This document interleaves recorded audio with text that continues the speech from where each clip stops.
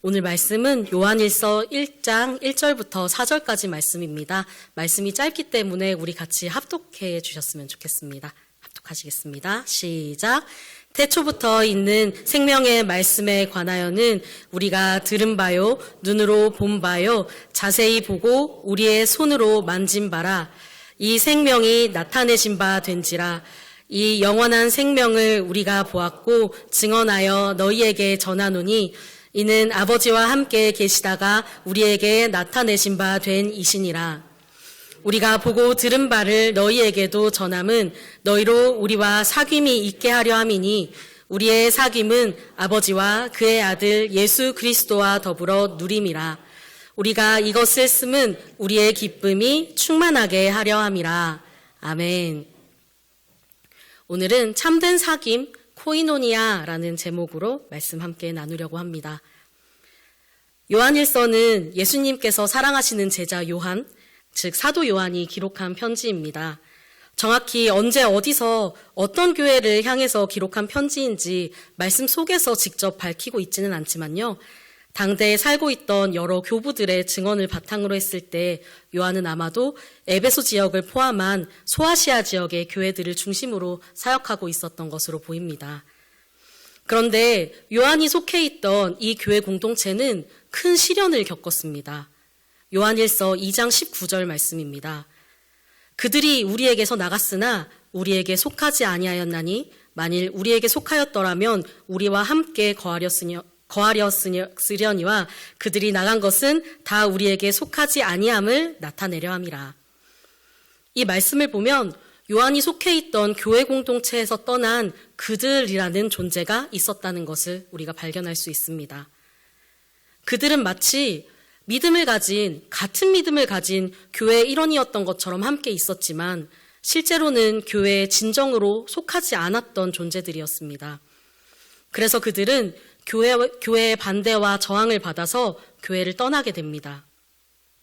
즉 요한이 속해 있었던 이 교회는 이단의 침입으로 어려움을 겪었지만 결국에는 그들을 내쫓고 승리하였습니다. 하지만 교회 안에는 여전히 잘못된 그들의 영향이 여러모로 남아 있었습니다. 그래서 사도 요한은 올바른 가르침을 통해서 그들의 잘못된 점을 지적하고 경계하는 것이 필요하다고 여겨서 이 편지를 쓰게 됩니다. 그들이 언제 다시 돌아와서 성도들을 미혹할지 알 수 없기 때문입니다. 그래서 요한은 편지의 시작부터 교회 속의 지체들을 향해서 선포합니다. 요한일서 1장 1, 2절 말씀입니다. 함께 읽어보시겠습니다. 시작. 태초부터 있는 생명의 말씀에 관하여는 우리가 들은 바요, 눈으로 본 바요, 자세히 보고 우리의 손으로 만진 바라. 이 생명이 나타내신 바 된지라. 이 영원한 생명을 우리가 보았고 증언하여 너희에게 전하노니 이는 아버지와 함께 계시다가 우리에게 나타내신 바 된 이시니라. 아멘. 요한은 먼저 생명의 말씀에 대해서 이야기합니다. 이 생명의 말씀은 모든 만물이 존재하기 이전인 태초부터 있었습니다. 이 말씀을 보시면 유명한 성경 구절이 하나 생각나지 않으시나요? 바로 요한복음 1장 1절 말씀입니다. 태초에 말씀이 계시니라. 이 말씀이 하나님과 함께 계셨으니 이 말씀은 곧 하나님이시니라. 아멘. 바로 태초부터 계셨던 말씀이신 예수님에 대한 말씀입니다. 요한은 요한일서 1장 1절에서 교회 공동체를 향해서 태초부터 하나님과 함께 계셨던 생명의 말씀인 예수님에 대해 담대하게 선포합니다. 그리고 이어서 말합니다. 이 생명의 말씀을 우리가 들었고 눈으로 보고 자세히 보고 손으로 만지기까지 했다고요. 태초부터 계셨던 생명의 말씀인 예수님이 이 땅에 나타나셨음을 증언하고 있는 것입니다. 아버지 하나님과 함께 계시던 생명의 말씀인 예수님이 사람의 몸을 입고 이 땅에 오셨습니다. 요한일서 1장 1, 2절은 바로 예수님의 성육신 사건에 대해서 교회 안의 지체들에게 말해주고 있는 것입니다. 그리고 자신들이 그것을 직접 목격했던 증인들임을 강조하고 있습니다. 예수님께서 이 땅에 육신을 입고 오셨다는 것은 그 성육신 사건은 우리에게는 너무도 당연하고 또 은혜로운 진리이지만 이 말씀이 가장 먼저 등장하는 이유가 있습니다. 당시 교회를 어지럽히고 떠났던 그들이라는 세력이 바로 성육신을 부정하고, 다음 말씀 넘겨주시면요, 요한일서 2장 22절에도 나타나는데요, 바로 그들이 예수께서 그리스도이심을 부정하는 자들이었기 때문입니다. 이 사람들은요, 당시 철학의 체계에 영향을 받아서 육신, 즉 물질적인 것들은 다 악하고 영적인 것들만이 선하다는 그런 이분법적인 생각을 가지고 있었습니다. 그래서 거룩하신 하나님께서 더럽고 악한 육신에 오셨다는 그 사실을 부인했습니다.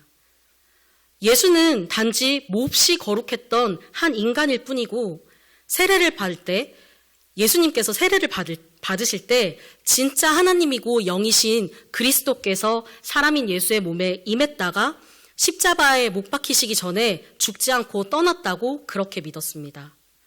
하지만 예수 그리스도께서 성육신 하셨기 때문에 참 하나님이셨지만 완전한 인간으로 이 땅에 오셔서 죽으셨기 때문에 비로소 우리가 생명을 얻게 된 줄을 믿습니다. 아멘이시죠?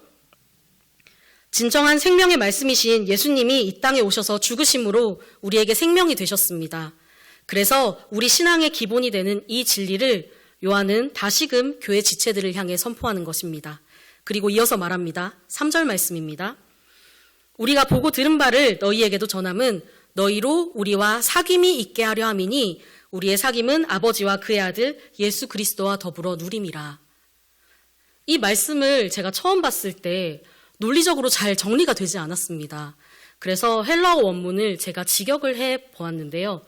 바로 아래에 있는 세 문장으로 파트를 나눠볼 수가 있었습니다. 첫 번째, 보고 들어왔던 것들을 너희에게도 우리가 전한다. 너희가 우리와 함께 사귐을 갖기 위해서, 우리의 사귐은 아버지와 함께 하는 사귐이고 그의 아들 예수 그리스도와 함께 하는 사귐이다.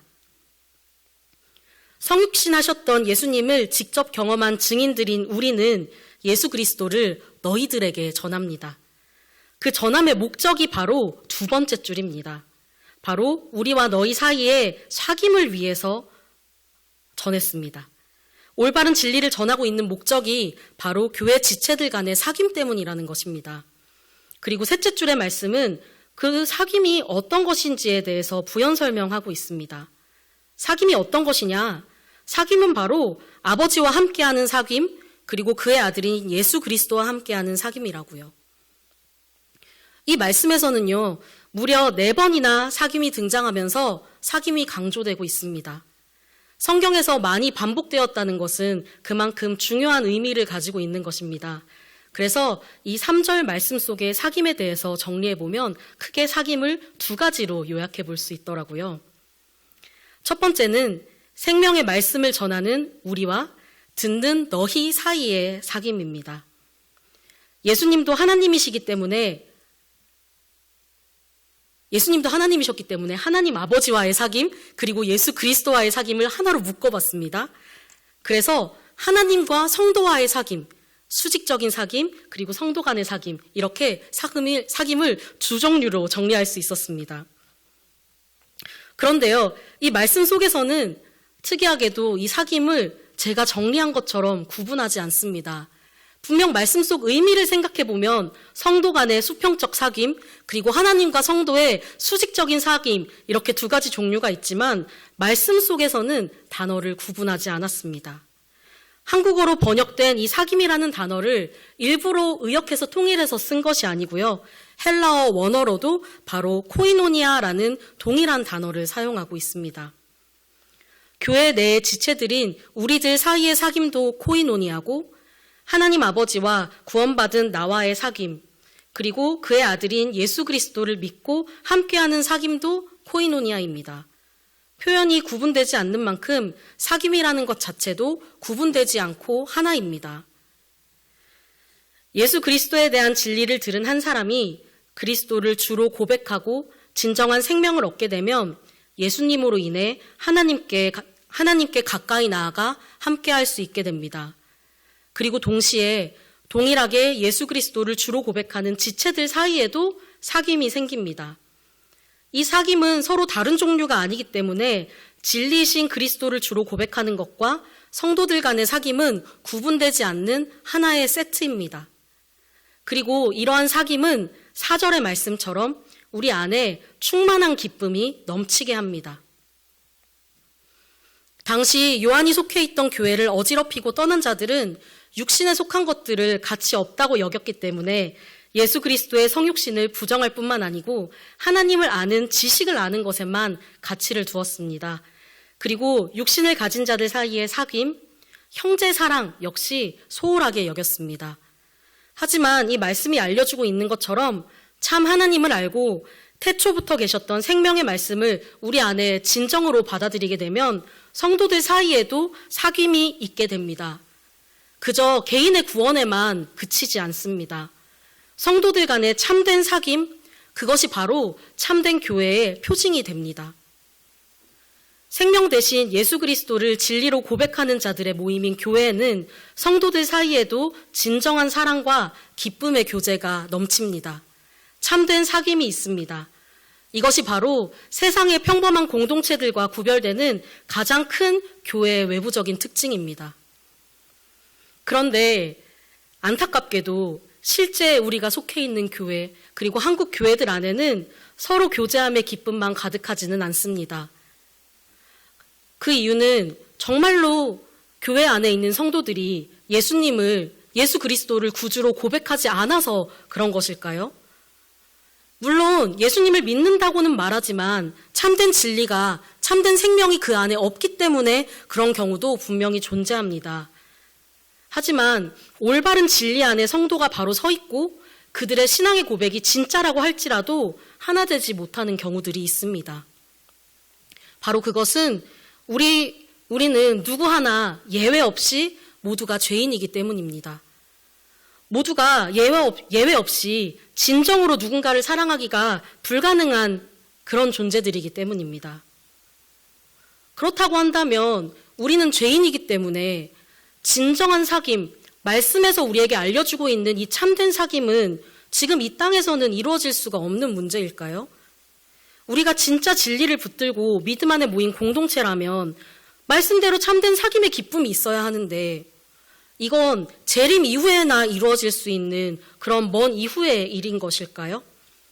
아니면 우리가 계속해서 우리를 쳐서 사랑하려고 애쓰고 노력해야 하는 그런 영역일까요? 둘 다 맞기도 하고 아니기도 합니다. 저는 항상 복음의 능력에 대해 고민하고 있습니다. 우리의 정말 죽었어야 하는 영혼이 하나님 앞에 구원받는 일은 정말 엄청난 일입니다. 하지만 과연 지금을 살아가는 우리의 삶 속에 복음의 능력이라는 것이 우리가 구원받았다는 사실만으로 끝일까? 그렇다면 우리가 주님 곁으로 가기까지의 이 땅에서의 삶은, 예수님이 오시기 전까지의 삶은 그저 인내만 필요한 것일까? 복음의 능력이 그것밖에는 되지 않는 것일까? 저는 항상 말씀을 보고 삶을 살아가면서 고민했습니다. 그리고 오늘 말씀을 오래 묵상하면서 정말 교회가 온전히 화합하는 것이 그렇게나 불가능한 일일까? 라고 묵상하면서 해답을 찾았습니다. 사실 답은 너무나도 간단했습니다. 바로 예수 그리스도를 구주로 고백하는 교회의 한 사람 한 사람이 하나님의 뜻을 구하는 것이었습니다. 얼핏 느끼기에 이 말은 굉장히 말만 그럴듯하게 느껴지기도 합니다. 그리고 이상적인 말로 느껴지기도 합니다. 하지만 그리스도인에게 있어서 하나님의 뜻을 먼저 구한다는 것은 굉장히 실제적이고 현실적인 해답입니다. 우리 한 사람 한 사람 모두는 다 죄인이고 각자의 뜻이 다르고 능력이 다르고 생각이 다르기 때문에 연합할 수 없습니다. 하지만 우리가 진리를 올바르게 붙잡고 있는 것이 맞다면 우리는 모두 동일하게 하나님의 뜻을 구합니다. 그러면 하나님과의 사귐을 경험하기 때문에 더 하나님의 뜻을 구하게 됩니다. 그럼 내가 속한 교회 공동체에서 어떤 일을 추진하고 어떤 일을 계획해서 함께 하게 될 때 하나님의 뜻을 함께 구하게 됩니다. 그동안의 나의 경험, 일의 진행과 현재 상황을 바라보고 판단하는 나의 판단, 그리고 내 감정이 우선이 되지 않습니다. 언제나 하나님의 뜻이 먼저입니다.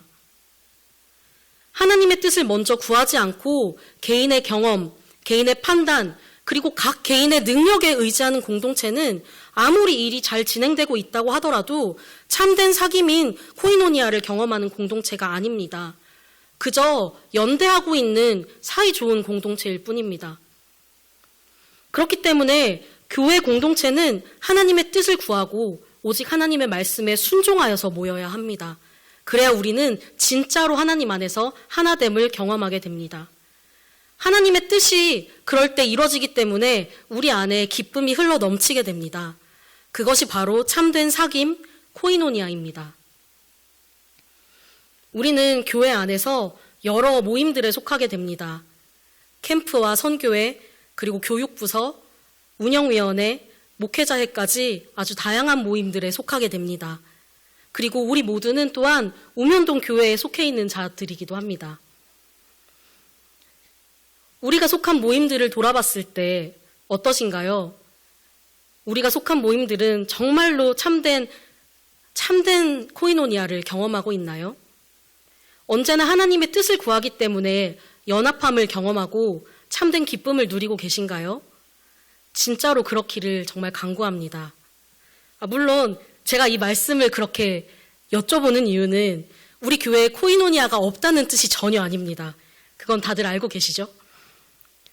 저는 이제 이 우면동 교회에 온 지 3년 차가 되었습니다. 짧기도 하고 좀 적응이 되기도 한 이 기간 동안에 저는 정말로 우면동 교회를 마음 깊이 사랑하게 되었습니다. 물론 제가 여러 교회들을 다녀본 것은 아니지만 그래도 제가 진짜로 자랑스럽게 이야기할 수 있는 것은 우리 교회만큼 건강하게 직분자들이 세워지고 하나님 안에서 존경할 수 있는 동역자들을 만날 수 있는 그런 교회가 많지 않다는 것입니다. 하지만 그렇기 때문에 더 간절하게 소망하게 되는 것 같습니다. 우리 우면동 교회가 정말 하나님 보시기에도 완전한 코이노니아를 실현하고 또 누리고 있는 그런 교회가 되기를요. 언제나 하나님의 뜻을 구하고 하나님의 뜻을 이 땅에 실현해 나가는 그런 교회가 되기를요. 우리 우면동 교회가 정말 그렇게 더 참된 사귐인 코이노니아를 누려가는 그런 교회 되기를 간절히 소망합니다. 이번 주일 우리는 성찬식에 참여하게 됩니다. 예수 그리스도의 희생과 생명 주심에 감사하고 기억하는 그런 귀한 시간이기도 하지만 나눠지는 떡을 먹으면서 우리는 그리스도 안에서 우리 각자가 한 몸이 되었음을 기억하게 됩니다. 원래 성찬은 커다란 떡을 떼어서 나눠줬다고 합니다. 우리가 나눠진 떡을 먹으면서 원래는 하나였던 빵, 그리스도 안에서 한 몸이 되었음을 다시 한번 성찬식 때 묵상하게 되는 그런 시간이 되기를 원합니다.